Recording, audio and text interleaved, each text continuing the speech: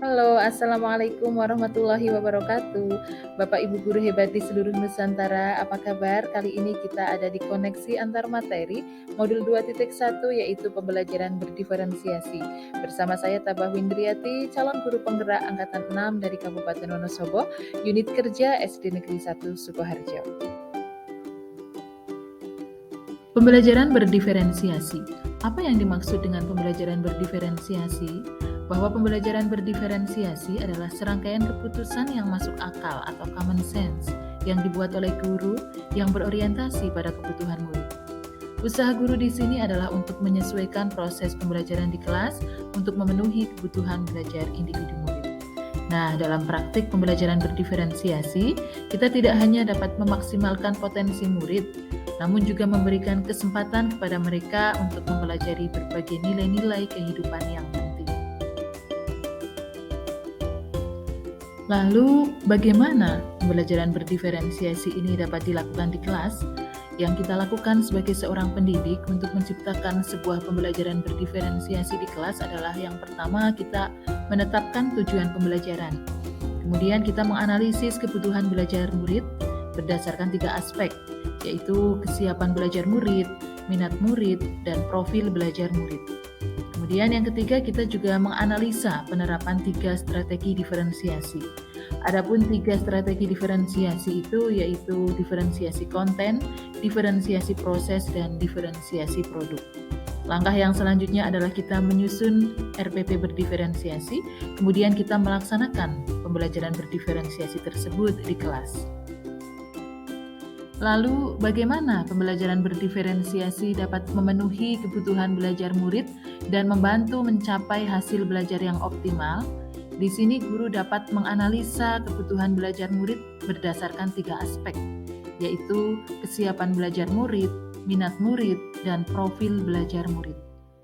Berkaitan dengan kesiapan belajar murid, ini merupakan kapasitas untuk mempelajari materi, konsep, maupun keterampilan baru. Murid akan diberi tantangan dalam berbagai belajar perspektif untuk menentukan tingkat kesiapan belajar murid. Sedangkan berkaitan dengan aspek minat, ini merupakan suatu keadaan mental yang menghasilkan respon terarah pada suatu situasi atau objek tertentu yang menyenangkan dan memberi kepuasan diri. Sedangkan berkaitan dengan aspek profil belajar murid, ini akan memberikan kesempatan kepada murid untuk belajar secara natural dan efisien. Apa saja yang meliputi profil belajar murid, yaitu preferensi terhadap lingkungan belajar. Di antaranya ada suhu ruangan, kebisingan, maupun cahaya. Sedangkan yang kedua adalah pengaruh budaya, dari santai ke terstruktur, pendiam ke ekspresif, dan personal ke impersonal. Sedangkan preferensi gaya belajar meliputi 3 aspek, yaitu visual, auditori, dan kinestetik. Langkah yang kedua yang dapat dilakukan guru adalah menerapkan 3 strategi diferensiasi dengan tepat. Adapun 3 diferensiasi tersebut adalah diferensiasi konten, diferensiasi proses, dan diferensiasi produk. Berkaitan dengan diferensiasi konten, apa yang kita ajarkan kepada murid disesuaikan dengan tingkat kesiapan, minat, profil, atau kombinasi dari ketiganya. Diferensiasi konten juga bisa berfungsi sebagai equalizer untuk mengukur siapa yang fundamental atau mendasar, siapa yang transformasional, dan siapa yang belajar secara konkret. Sedangkan diferensiasi proses berkaitan dengan bagaimana murid memahami informasi atau materi. Di sini kita bisa menganalisa siapa yang memerlukan banyak bantuan dan siapa yang cukup bantuan dengan pertanyaan pemandu, yaitu berkaitan dengan lingkungan belajar yang mendukung pembelajaran berdiferensiasi. Berkaitan dengan diferensiasi produk, ini merupakan tagihan produk yang dihasilkan murid sesuai dengan minatnya, berupa karangan, tulisan, hasil tes, pidato, presentasi, diagram, rekaman, dan lain sebagainya. Kaitan atau koneksi antara materi dalam modul 2.1 ini dengan modul-modul yang lain dalam program pendidikan guru penggerak, yaitu kita membentuk karakter profil pelajar Pancasila. Pembentukan karakter profil pelajar Pancasila ini kita kaitkan dengan 4 modul sebelumnya, yaitu modul 1.1 pada filosofi Ki Hajar Dewantara, kemudian di modul 1.2 berkaitan dengan nilai dan peran guru penggerak, dikaitkan juga dengan modul 1.3 yaitu visi guru penggerak, dan modul 1.4 yaitu budaya positif. Yang pertama kita kaitkan antara pembelajaran berdiferensiasi ini dengan modul 1.1 yaitu filosofi menurut Ki Hajar Dewantara. Bahwa maksud dari pendidikan menurut Ki Hajar Dewantara adalah menuntun segala kekuatan kodrat yang ada pada anak agar mencapai keselamatan dan kebahagiaan yang setinggi-tingginya.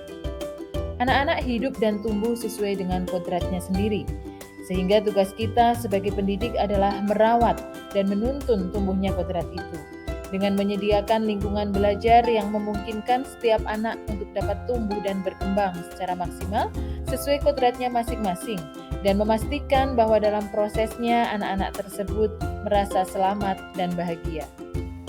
Berikutnya kita kaitkan antara pembelajaran berdiferensiasi dengan modul 1.2 yaitu tentang nilai dan peran guru penggerak. Sesuai dengan nilai guru penggerak, yaitu diantaranya berpihak pada murid, mandiri, reflektif, kolaboratif, dan inovatif, serta sesuai dengan peran guru penggerak yaitu menjadi pemimpin pembelajaran, menjadi coach bagi guru lain, mendorong kolaborasi, mewujudkan kepemimpinan murid, serta menggerakkan komunitas praktisi. Diharapkan seorang guru penggerak harus mampu merancang pembelajaran yang berdiferensiasi di lingkungan kelas dan sekolah dengan tepat.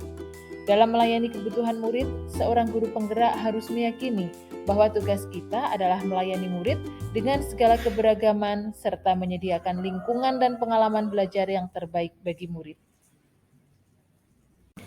Jika kita kaitkan antara pembelajaran berdiferensiasi dengan modul 1.3 yaitu visi guru penggerak, bahwa seorang guru penggerak harus mampu menyusun visi yang dirancang melalui pendekatan inquiry apresiatif dan dengan menggunakan alur bagja, meliputi buat pertanyaan utama, ambil pelajaran, gali mimpi, jabarkan rencana, dan atur eksekusi, dengan tujuan mendesain lingkungan belajar yang memungkinkan keberpihakan pada murid. Melalui visi yang berpihak pada murid ini, pendidik akan mampu merespon karakteristik murid yang beragam dengan mengimplementasikan pembelajaran yang berdiferensiasi. Yang terakhir, kaitan antara pembelajaran berdiferensiasi dengan modul 1.4 yaitu budaya positif. Budaya positif merupakan kebiasaan-kebiasaan baik yang ada di suatu kelas atau sekolah. Untuk memenuhi budaya positif, seorang guru harus mampu menuntun murid agar memiliki disiplin yang positif dengan menganalisis kebutuhan dasar murid agar tumbuh dengan seimbang dan bahagia. Penerapan pembelajaran berdiferensiasi di kelas dan sekolah akan membantu terwujudnya budaya positif dengan posisi kontrol sebagai seorang manajer. Murid akan merasa dihargai dengan memiliki keterkaitan antara dirinya dengan guru dan teman di kelasnya. Murid akan berkembang potensinya dan memiliki banyak ruang untuk menentukan pilihan sebagai proses belajar yang lebih menyenangkan. Bapak Ibu guru hebat di seluruh Nusantara, demikian tadi penyampaian dari saya berkaitan dengan koneksi antar materi di modul 2.1 yaitu pembelajaran berdiferensiasi. Semoga bermanfaat. Terima kasih, salam dan bahagia.